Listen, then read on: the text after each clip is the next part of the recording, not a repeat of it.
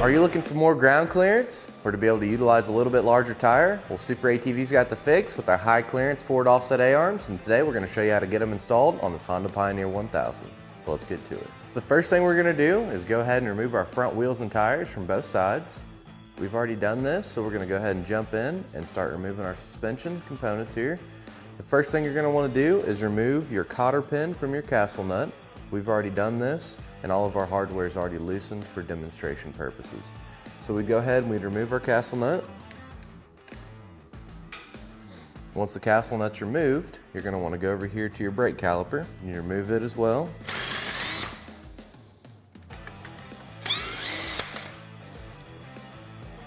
Hold your brake caliper, grab it. All of our brake line clips are already removed as well, so any portion of the A-arm that there's a brake line fastener, just go ahead and remove that at this time. And we just go ahead and we'd wiggle our hub right off like that, and we'll set it aside. And then we're going to come over here to our tie rod. We'll go ahead and we'll remove our cotter pin first, and then we'll remove our castle nut. Then if your tie rod end gets stuck to your steering arm here on your knuckle, you can take a hammer and hit it right on the steering arm until it frees it up. Ours is freed up because, like I said, we've already went ahead and loosened all our hardware. So once we have our tie rod removed, we're going to go ahead and get a ratchet strap. I like to tie it around the cage, just like this. Get it ready to go. We'll remove our hardware from our shock bolt. We'll remove our shock. We'll just go ahead and relieve the tension off the shock. Let our A-arms drop down, and then we'll go ahead and hook our ratchet strap into our upper A-arm. I like to kind of pick up on it. Pull your shock out of the way. Pick up on it like this.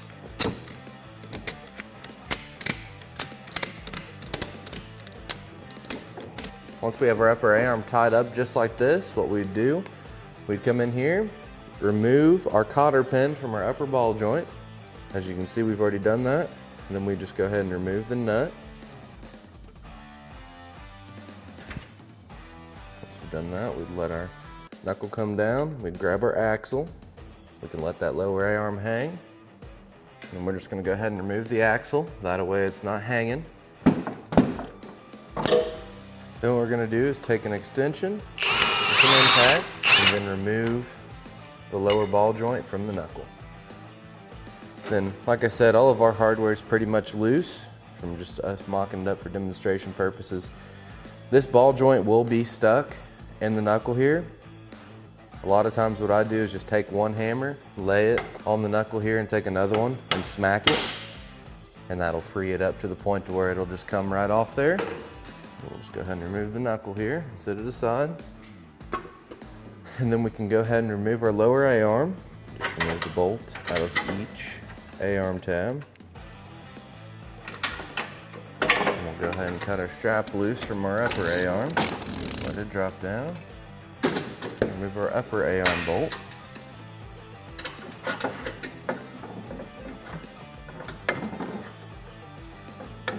So in each A-arm kit you're going to see, you're going to have some steering stops in there. If you'd like to install them, all you'd have to do is pull your boot back, just like this. Just pull it down, slide it down your tie rod, and you're going to see there's an inner rack shaft. So right here behind your inner ball and socket, you just take your steering stop, pop it right over that shaft, and that's how you install your steering stop. Today we're not going to be installing them on this machine, so we're going to continue on to the next step. So we went ahead and ordered a set of SuperATV heavy duty ball joints. You can absolutely utilize your factory ones, but today we're going to go ahead and upgrade. So what we're going to do is we're going to find something that's larger than our ball joint for it to press through. We're going to find something that fits on the top just like that. We're going to make sure we have it nice and centered, which we do. We're going to go ahead and start pressing this ball joint in.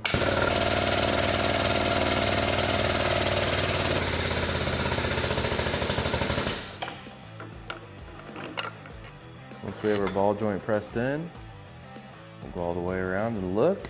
Make sure it's pressed in flat. We're going to press our other ball joint in, and then we'll put our C-clips on.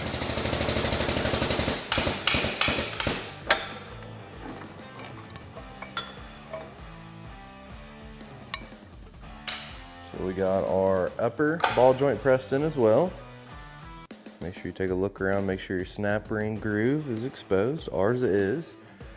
So if you utilize the SuperATV ball joint, you'll realize there is no boot on this ball joint, so we'll have to install the boot as well as the snap ring. So the first thing we're gonna do is go ahead and put our snap ring on our lower ball joint. Just take a pair of snap ring pliers, slide it down there. Make sure it locks into the groove all the way around. That one looks good to go. So on the upper A-arm, I like to go ahead and put my snap ring on before I glue my ball joint boot on. Same way, just slide it over top the ball joint. Get it down on there a little bit, and then just tap it down. And now we're going to be using our glue to glue our ball joint on. Whenever you're using this glue, you want to make sure that you are using a pair of gloves as well. This stuff is very, very sticky, and it can be harmful to your skin as well. So what you'll do, just add this cap right in there, and it's going to be ready to go now. Just squirt a little bit out there. See, it comes out really fast, so you want to make sure that you're careful with it. And we'll just go right around this groove here, this lip, where our ball joint's going to lay. Just put a nice, you don't even really have to squeeze the glue bottle. If you just kind of run it around there, it'll let out enough that it's going to stick. You want to kind of be quick too. This stuff dries really fast. And then just stick your ball joint boot right down into place. Make sure it's fully seated all the way around. By the time you take your gloves off and walk them over to the trash can and come back, it'll be fully settled. See, right now it's not even a liquid anymore. It's all stuck. So now we're ready to get these A-arms installed to our machine. So once we have our ball joints installed into our new SuperATV arms, we're going to go ahead and cut the zip ties off of our pre-installed bushings here. We're just going to slide them into our lower A-arm tabs. I have to wiggle them into place just a little bit. Go ahead and slide our bolts through once they're lined up.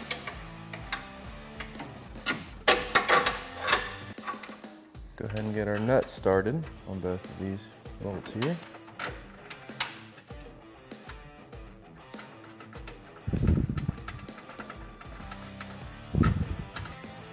And we can go ahead and grab our knuckle, slide it down onto our ball joint, and then what we'll do is grab the hardware pack. So you'll have your nut, your flat washer, and your cotter pin. We'll go ahead and drop the flat washer on there. We'll go ahead and get our nut started, and we'll go ahead and we're going to fully tighten this nut. This makes it a lot easier when you have it apart like this instead of having to wrench the whole time. You can take a socket, tighten it up. So here's an issue you may run into. The ball joint stud's going to want to spin, so what you can do is apply some pressure down on the actual shaft of the ball joint while you're tightening it up.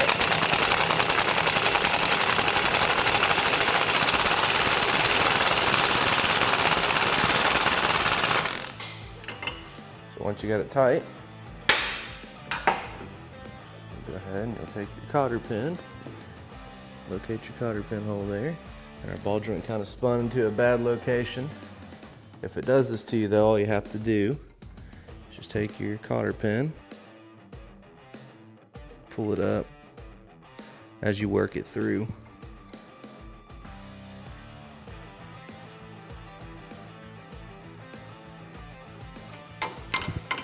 So that way you just worked it through like that. Fold your ends of your cotter pin over. We're going to tie our shock up out of the way, just to make it that much easier for us, and we'll go ahead and grab our upper A-arm. I'm just going to slide this one right into position.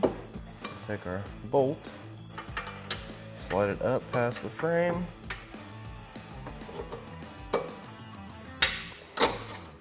Just wiggle that A-arm till it winds up. Go ahead and get our nut started up here as well. So now once the upper A-arm is installed, hook right onto the shock mount, tie it up here with the shock, and we're just going to go ahead and reinstall our axle.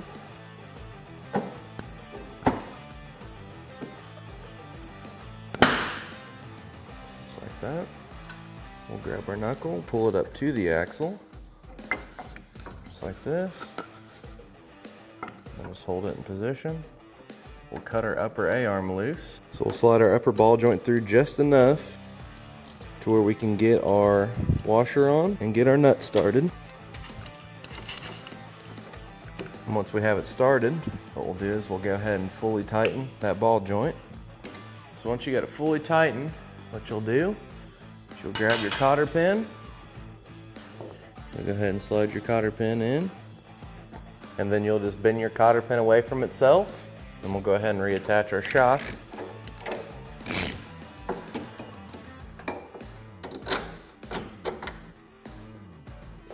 Go ahead and put the nut on the shock bolt. Then our tie rod. Put that on there. Put our nut on it. And we'll grab our hub.